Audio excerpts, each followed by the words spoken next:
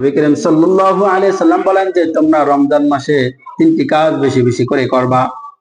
এক নম্বর হলো তোমরা কালিমায়ে তয়্যিবা বেশি বেশি পাঠ করবা।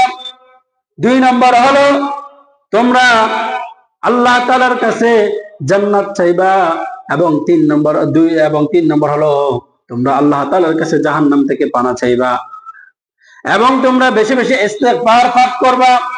এই রমজান মাসের আমল রাসূল সাল্লাল্লাহু আলাইহি সাল্লাম আমাদেরকে দেখিয়ে দিয়েছেন। ও মুসলমান, আমি আপনাদের মাঝখানে রাসূল সাল্লাল্লাহু আলাইহি সাল্লামের একটি হাদিস পাঠ করেছি।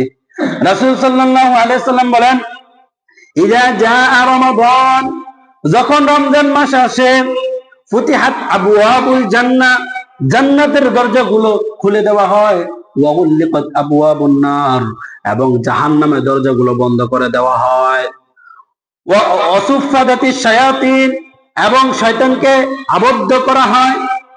এই জন্য এই রমজান মাসে মানুষ অন্যান্য মাসে গুনাহ বেশি করে, কিন্তু রমজান মাসে শয়তানকে বন্দী করার কারণে একটু গুনাহ কম করে।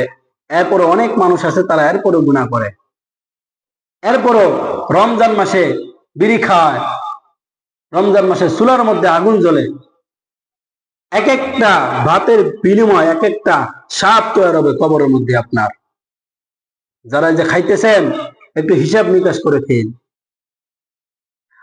রমজান মাসের আরেকটি ফজিলত হলো নবী করিম সাল্লাল্লাহু আলাইহি সাল্লাম বলেন, মান সামা রমাদান ঈমানান ওয়া ইহতিসাবান গুফিরা লাহু মা তাকদ্দামা মিন যামবি। কোন ব্যক্তি যদি ঈমানের আশায়, সওয়াবের আশায় যদি রোজা রাখে, আল্লাহ পাক রব্বুল আলামিন তার পূর্বের সমস্ত গুনাহগুলো মাফ করে দেয়। তাহলে কিসের আশায়? ঈমানের আশায় এবং কিসের আশায়? সওয়াবের আশায় যদি কেউ কি রাখে, রমজান মাসে রোজা রাখে, তাহলে আল্লাহ পাক রব্বুল আলামিন তাদের কি করে? পূর্বের গুনাহগুলো মাফ করে দেন। সম্মানিত মুসলিয়ান ভাইরা, আজকের আয়াত থেকে আমরা কি শিখলাম? যে আল্লাহ পাক রব্বুল আলামিন এই রোজা আমাদের জন্য ফরজ করেছেন যাতে আমরা তাকওয়া অর্জন করতে পারি।